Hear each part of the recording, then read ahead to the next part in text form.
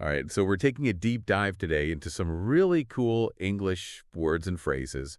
We're going to be looking at this video, the one you sent me, and it's packed with expressions and grammar stuff that can help, anyone listening sound more like a natural English speaker. And, while we're on the topic of sounding sharp, remember when they talked about myself and all those other self words, the reflexive Oh, pronouns? yeah, that was interesting. The video pointed out how people mess those up all the time, even native speakers, which is kind of comforting. It is, it is. Like using myself when you should really say me or I, it's a super common mistake.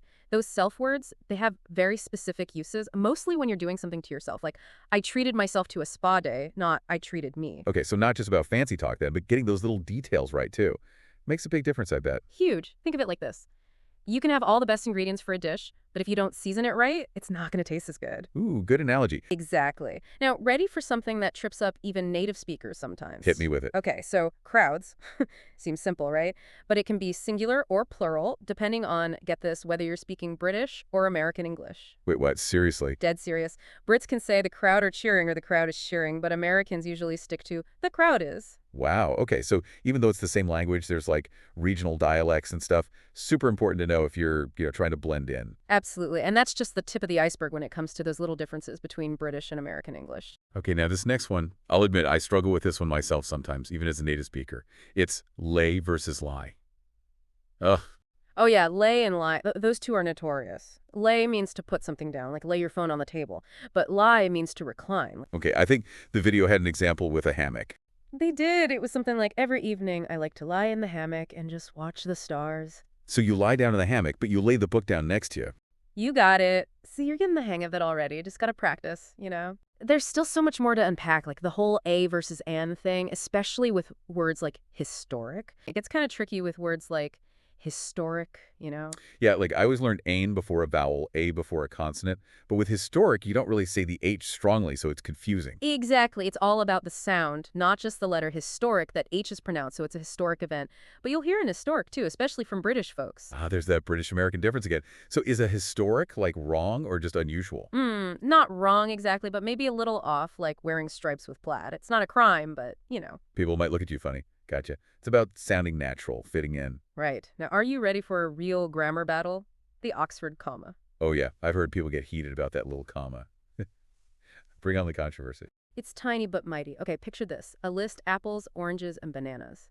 That comma before the and, that's the Oxford comma. Some love it, some hate it, but whatever you do, be consistent. And the video mentioned how Americans and Brits do it differently, right? Yep. Americans usually love their Oxford comma. Brits a bit more relaxed about it. So writing for an American audience, probably best to use it. Makes sense. So it's mostly about avoiding confusion, especially in those really long lists. Exactly, like organizing your sock drawer so you can actually find stuff. Oh, that's a good one. Now, they talked about will, too, and it wasn't about the future. This one threw me off. Oh, right, will for habits, especially the annoying ones. The video had that example, something about a neighbor and loud music. Our neighbor will play heavy metal all night long, something like that, yeah. But it's not like he's planning to, right? Nope, it's about something he does regularly, and it's driving the speaker crazy. It's like a complaint almost, but grammatically disguised. Sneaky. Subtle, but effective. Okay, one last grammar nugget before we move on. Non-separable phrasal verbs. Sounds scary, but they're not too bad. Break that down for me, non-separable. What? Think of those two-part verbs like get up, look out, right? So you can split like I picked up the book or I picked the book up, no problem. But others like get over meaning to recover. You cannot split those. I got the flu over. Sounds totally bonkers. So some are like those couples joined at the hip. They got to stay together. Always. Perfect analogy. Those unsplittable ones, learners trip up on those all the time. So good to be aware of them. Whew, okay. So far from just this one video, we've got inverted conditionals, the self words, negative sentence flipping, the crowd thing, lay versus lie, a, and being tricky, and now these unsplittable verbs. I know, right? It's amazing how much grammar is packed into everyday English. And we're not even done yet. What else did they cover in that video that we should take a look at?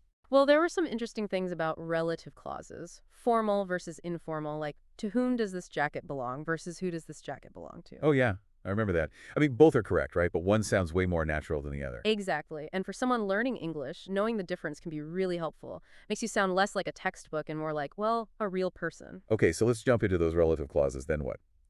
Anything else we should cover? Yeah, after that, we should definitely talk about the use of will to describe habits, especially annoying ones. Remember that example about the neighbor playing loud music? Oh, yeah, that was a good one. It's like using grammar to subtly complain about something. Very clever. Right. And then I think we should wrap up by discussing the concept of non-separable phrasal verbs. Those can be tricky, but once you understand the idea, it's not so bad. Sounds good. Let's dive into those relative clauses and see what other grammar gems we can uncover. It's really amazing, isn't it, how one little video can have so much to teach us about English. It's like you think you know a language, and then bam, there's a whole other level of detail hiding in plain sight. Totally. And for someone still learning English, I bet all this stuff we're talking about today, it's got to be super helpful. Like a shortcut to sounding more fluent. Oh, absolutely. They've got this whole new toolbox now, inverted conditionals, reflexive pronouns, even that Oxford comma debate, stuff that native speakers often don't even think about consciously. Exactly. It's not just memorizing words. It's like learning how to think in English, to actually use the language, not just understand it. You hit the nail on the head. That's what real fluency is all about. And that's what makes language learning so cool, right? It's like opening up a whole new way to see the world. So as we're wrapping up here, any last bits of wisdom for our listeners who are on that English learning journey? What should they keep in mind, even if they forget all these specific grammar rules? You know, more than anything, just keep practicing. Don't be scared to make mistakes. That's how you learn. The more you use English, the more natural it'll become. Trust me. And it's a journey, right? Not a race. Be patient with yourself. Celebrate the little wins. Couldn't have said it better myself. And hey, have fun with it. Listen to music, watch movies, try out different accents, make it your own. Love that.